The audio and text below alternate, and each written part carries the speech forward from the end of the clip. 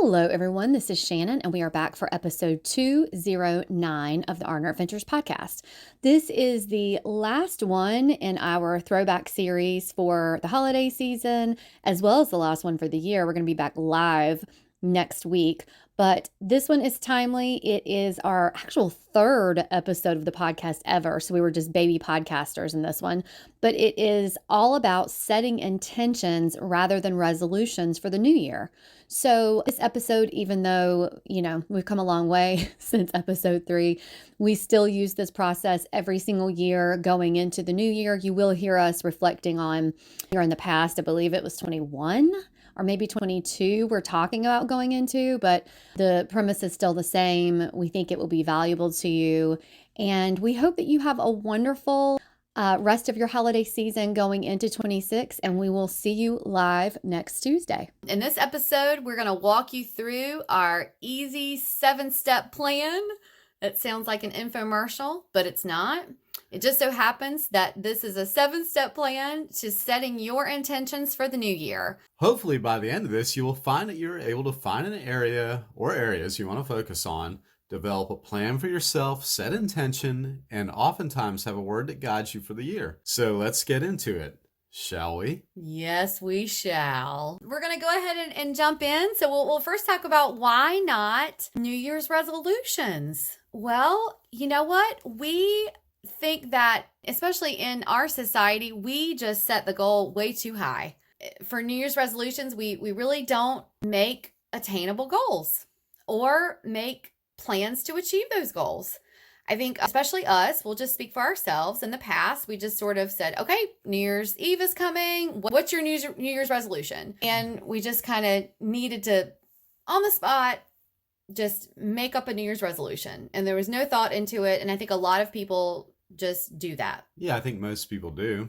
And I think by the time a whole year goes around, you forget that the year before you dropped them all by mid-January. Yeah. And you just, I think, wishful thinking, you kind of figure, oh, this time it'll be different. Yeah. It usually isn't, though. Right. New Year's resolutions are intimidating. And if like you're like most, like Jerry said, they're gone by mid-January 17th is actually ditch your New Year's resolution day because it's the most common date that people abandon their New Year's resolution. But you know what? We all love a clean slate. I love the first of every month. Rabbit. Love the first of every month. There's just something so refreshing about a new start and fresh beginnings. And January 1st is no different. I always look forward to January 1st as a way of setting new goals for our personal lives, our career, our household, our health, anything like that. And there's nothing wrong with using January 1st as a way of setting goals. So, Yeah, and I think the first of every month too. I do like that. It's good to you sort of wipe the slate clean and start over. I'm a big proponent of the first of the month too. I mean, it makes me feel good. Yeah. And of course, January 1st is the biggie. So the most important thing that we've learned in the past few years is, of course, like we said, not to put too much pressure on ourselves. So while we love setting goals, we've opted for intentions. So, our intentions, though, aren't just pipe dreams that we put out and this woo-woo stuff and say, okay, since we're now calling them intentions, they're all of a sudden going to, be these dreams to come true.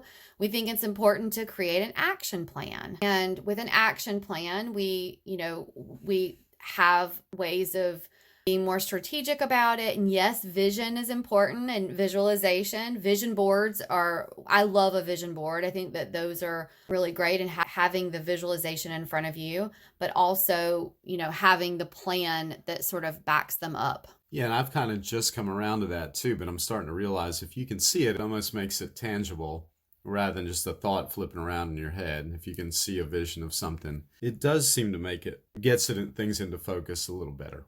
Yeah. So we thought we would share a plan that has worked for us. I mean, I think that we've been pretty successful, at least since we've been on this new lifestyle journey since I'd say, 2017 going into 2018. This way that we've sort of been more about setting our own intentions, being more successful in cultivating the life that we want for ourselves. So we thought we would just go ahead through the step by step of what it is that we do. So the step one is that you just decide what area or areas that you want to focus on. This can be emotional well-being, mental health, physical health, financial health, hobbies or passions that you want to pursue, education, career, any space in your life that you want to dedicate your intention to.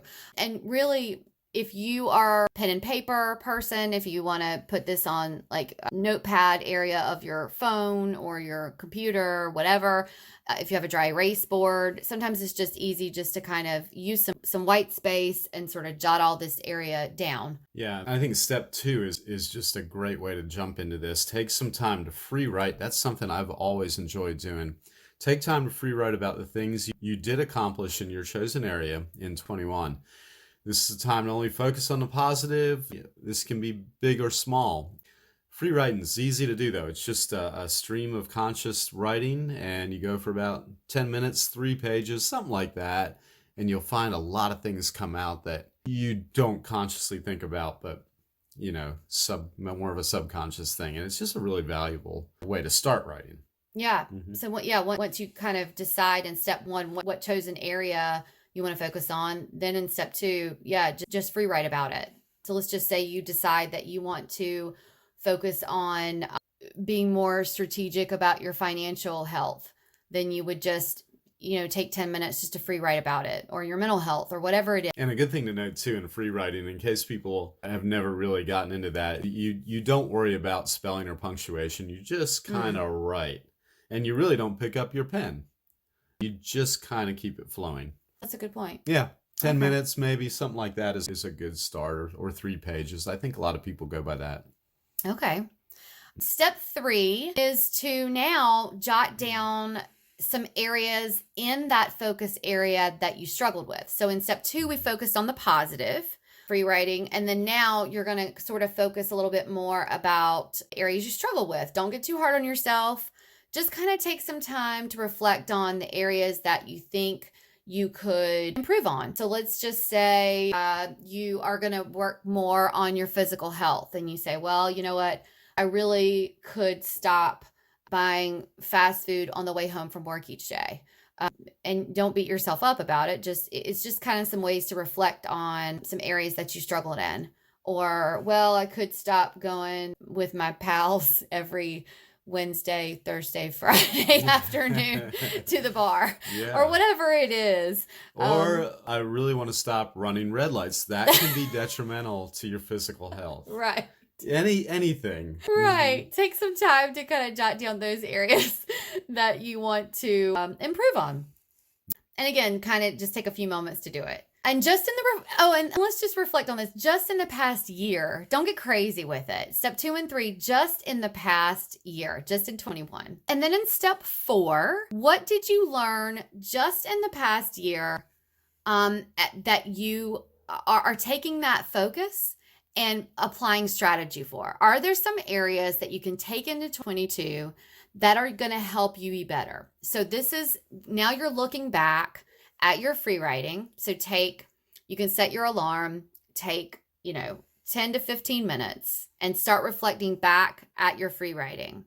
And this is where you start going, okay, I have noticed some of these patterns of the positive, some patterns in my areas of the struggle. And this is where you start working on a little bit of strategy. So actually it might take about 20 minutes because you really want to start looking at more of a plan here. Start creating some strategy. What can you take into 22 that you've noticed that you could be better about?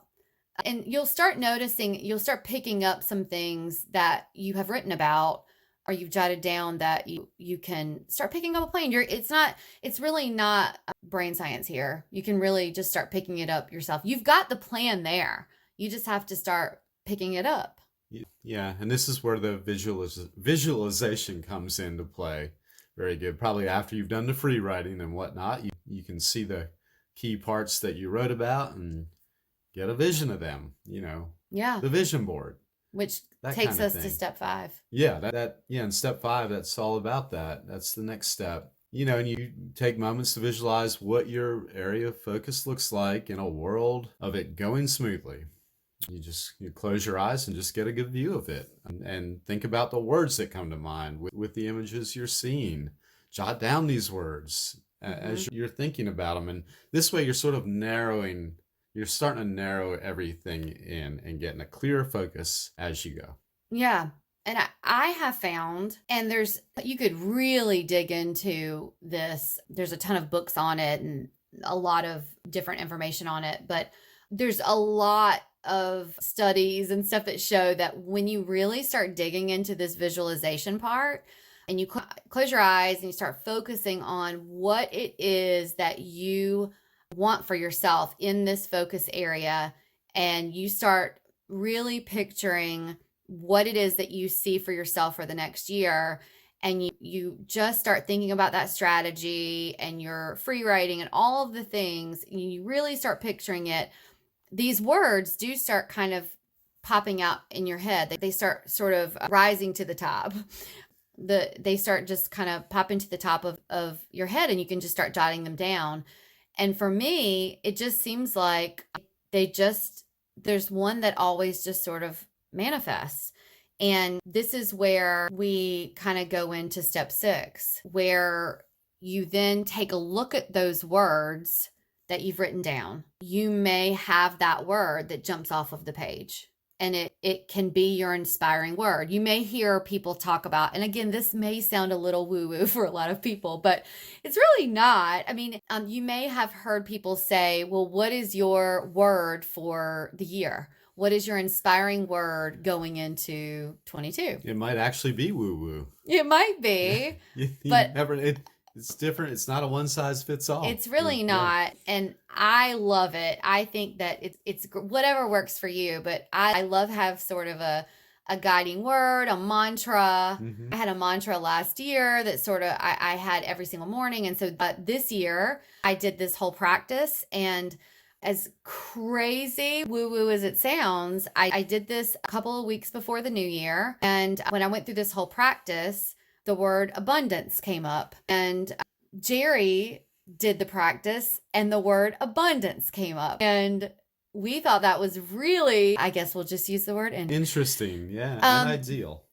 And ideal, convenient, but also, without getting just too much into this and too deep, as it's sort of like when you buy a red car, you see the red car everywhere. All of a sudden, I just started seeing the word abundance everywhere. There was a podcast I really wanted to listen to, and went to go to listen to it, and the podcast was about abundance, and I had no idea that podcast was going to be about abundance, and just different things that happen about my word. So it's just sort of interesting how it sort of manifests in your life, whatever it is. Yeah, it is. I was just thinking about that thing because I heard about this recently. It seems to happen to me all the time. When you look at your phone or the clock and it says 1:01, and I like to attach a positive image to that. That seems to happen to me all the time. I Yeah. look right at the time, or 1:01, or 9:11, which I decided to make that a positive thing since it wasn't always. Yeah. And you say, you have your word then, abundance, when you see that time. Yeah. People do that. I know it's a thing. Yeah. Yeah. So when you get to step 6 and 7, 6 and 7 more specifically, really take some time, and we really encourage you to sort of find that word and, manifest it into action. And so on step 7, it is time to take that focus. Your intention, whether it's your word, or if you don't, just what is your intention? What is that feeling that you want for yourself in 22? And manifest it into an action. So, what action can you take each day to make this feeling happen? What is it that you want for yourself to make it happen? So, even if it's something that you can do for yourself for 5 minutes every day, take a few moments right now in this step to schedule it on your calendar for the whole year. It's got to be something that you do every single day. So even if you're someone who needs a visual reminder, write that word, write that action step on a piece of paper, put it somewhere you're going to see it every day. So for me, I have the word abundance written down so that I see it every day. Do something that is going to carry you through the whole year. So I literally went into my Google Calendar, because I live and die by my Google Calendar, and I have an activity carved out every day has where I'm going to do something that is going to create abundance for me every day. Yeah, and I do the same thing. I'm a little bit more of a beginner at this point than Shannon is, but I think being around her and seeing that habit, I've realized how valuable that can be. So it's a great value for both of us. Yeah. So, whatever works for you. If you're not a visual person and you just do it in whatever way it is for you, then just do something that's going to remind you of that feeling of how wonderful it's going to feel to achieve what it is that you want for yourself. Yeah. Certainly. Yeah. And this way, you're moving into 22 with a fresh outlook, filled with positivity. If you find yourself getting away from your goal, start again. That's the beautiful thing about this. There's no pressure. Yeah. Sometimes it can be a little bit of a one step up, two steps back, but just regroup and start again with that one step. It can be a baby step. Yeah. But just start taking those steps and you'll find your momentum building if you're consistent every day. And there's a lot to be said about momentum too. That's Jerry's mantra. Yeah, there's a lot to be said about momentum. Yeah, I borrowed that from my brother actually. So yeah, there's plenty to be said about momentum. And there's a first in every month. So if you find yourself kind of waning and messing up or whatever, you just start again. Yeah. Yeah, and the first is always a good spot, just to start, to restart, regroup and restart. Yeah. Just keep that with a good mindset, and the possibilities are just always there, waiting to unfold. Yeah. If this episode resonated with you, or if you know of someone who would benefit from what we talked about, please share it with a friend. It's a great way of supporting the podcast, and we really appreciate it. Another way of supporting the pod is by leaving us a 5-star review or rating on the platform you are listening to us on. And go ahead and hit that subscribe button. That also supports us. You can always find us, the show notes, and sponsors who support the podcast at arneradventures.com. And until next time, enjoy the journey you're on. We're wishing you lots of adventures. Bye.